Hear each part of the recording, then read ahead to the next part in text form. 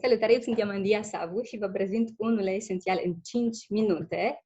Astăzi vom vorbi împreună despre uleiul esențial de turmeric. Turmeric este un ulei esențial mult așteptat la doTERRA, pentru că despre această plantă cu siguranță ați auzit foarte mult despre curcuma, despre proprietățile ei antiinflamatoare și antioxidante extrem de benefice pentru sănătatea noastră.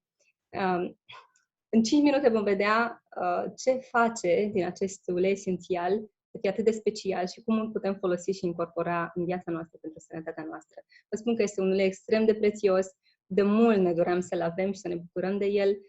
Mirosul, pentru mine personal, nu este dintre cele mai frumoase, dar astăzi să vedem câteva idei despre cum să ajutăm și lucrul acesta. Pe scurt, despre uleiul esențial de turmeric.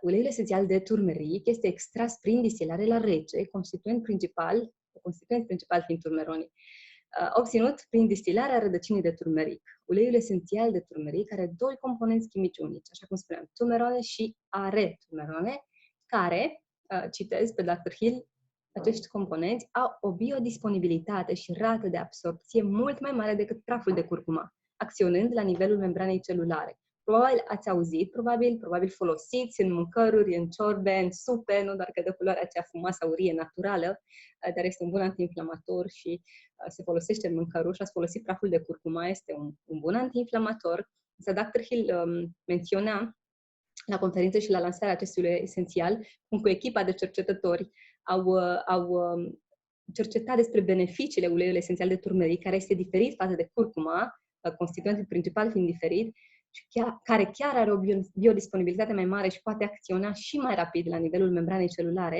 De fapt, chiar o să vedem câteva lucruri și mai interesante despre acest ulei esențial. Este cunoscut pentru beneficii la nivelul sistemului nervos, pentru beneficii emoționale, iar acești 2 constituenți fac din turmeric un element de bază în sănătate. Turmeric este benefic atât folosit intern cât și aromatic, este un ajutor pentru sistemul imunitar, cât și topic. Poate avea efecte benefice pentru un răspuns pozitiv al imunității. Iar pe Aromatic Science puteți găsi cel puțin 18 studii și alte câteva zile de studii științifice găsiți pe PubMed, pe ncbi.com. Câteva dintre beneficiile uleiului esențial de turmeric: poate promova funcția imunitară sănătoasă, sprijină metabolismul sănătos al glucidelor și al lipidelor în organism, ajută susținerea sistemului nervos și funcția celulară, este un neuroprotectiv și ajută la absorpția și potența curcuminei. Deci, cu atât mai mult, ajută la absorpția prafului de curcuma. Sugestii de aplicare, potrivit lui Dr. Hill. De exemplu, puteți folosi 1-2 picături intern pentru rezistență și sprijin celular. Puteți folosi topic pentru a calma iritații ale țesuturilor pielii. Îl puteți folosi în combinație cu uleiul de mandarină. Acționează sinergetic, mai ales pe partea respiratorie și dă și o aromă plăcută pentru cei care nu iubesc neapărat aroma mirosului uleiului esențial de turmeric. Al combina cu citrice, în special mandarina, poate să ajute pe partea aceasta. De asemenea, puteți să folosiți topic în combinație cu yarrow pom, este minunat, și spunea acea conferință de COX2 pathway, sunt niște căi asociate cu inflamația. Deci folosit topic în combinație cu yarrow pom este extrem de util în combaterea inflamației.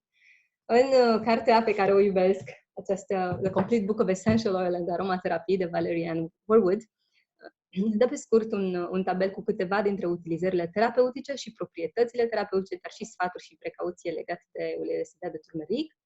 Spune: utilizări terapeutice, afecțiuni gastrointestinale, indigestie, dispepsie, crampe stomacale, dureri în general, dar și reumatism și artrită reumatoidă. Puteți să combinați, de exemplu, cu tămâie, cu Deep Blue pentru dureri reumatoide, cu lemongrass. Proprietăți terapeutice: analgezic, antiinflamator, antimicrobian, antispasmodic, digestiv, diuretic, reconfortant, stimulant, stomacal și tonic. Și are o mulțime de proprietăți terapeutice, iar ca sfaturi și precauție, Valerie Ann Warwood spune a se evita folosirea pe termen îndelungat, fără pauze. Este bine să faceți mici pauze. Poate irita pielea sensibilă. Bineînțeles că întotdeauna recomandăm acel patch test, acel test de antebraț cu picătură înainte de a folosi un ulei esențial pentru a vedea sensibilitatea voastră. Și nu în ultimul rând, așa, nu în ultimul rând, este unul dintre uleiurile sugerate pentru susținerea ficatului. Sunt mult mai multe lucruri, am putea să vorbim probabil minute întregi despre uleiul esențial de turmeric. Este un ulei mai nou la doTERRA, dacă nu l-ați folosit, nu l-ați încercat încă pentru voi, pentru cei dragi ai voștri. Puteți să-l folosiți, de exemplu, în amestecul pentru imunitate. Este un ulei cu siguranță de avut acolo în sertarul nostru de farmacie naturală. La revedere!